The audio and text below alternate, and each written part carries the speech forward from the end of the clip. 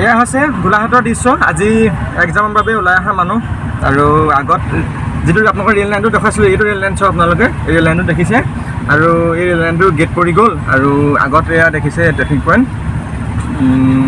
সেই ট্ৰেফিক পইণ্টৰ বাবে মানুহ যাব পৰা নাই আৰু ৰেল লাইনতো যিহেতু মানুহ ৰখিবলগীয়া হ'ল, বহুত জাম হৈ গ'ল, সেইবাবে মানুহ যাব পৰা নাই। আৰু 2 ঘণ্টা আগত এক্সামৰ ঠাইত উপস্থিত হ'বলৈ কৈছিলে। যদি আপোনালোকৰ গোলাঘাটৰ হয়, যদি আপুনিও এনেকৈ জামত আজি ফচি আছিলে, তেতিয়াহ'লে ভিডিঅ'টো শ্বেয়াৰ কৰিব, লাইক কৰিব আৰু কমেণ্ট কৰিব। ইমান টাইম ৰখি আজি এক্সাম দিবলৈ আহি কেনেকুৱা লাগিলে, আপোনালোকৰ অভিজ্ঞতাটো কেনেকুৱা জনাব। যিখিনি দৃশ্য দেখাইছোঁ সেইখিনি হৈছে আপোনালোকৰ আজি আমাৰ গোলাঘাটৰ দৃশ্য।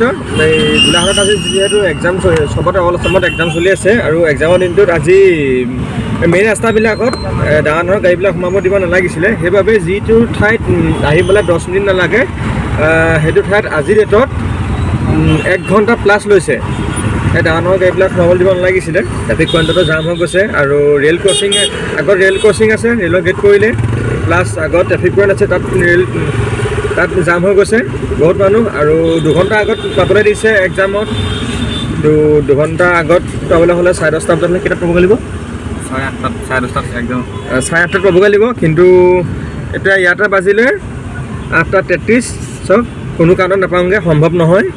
আৰু এতিয়াও মিনিমাম 40 মিনিট বা 1 ঘণ্টা লাগিব।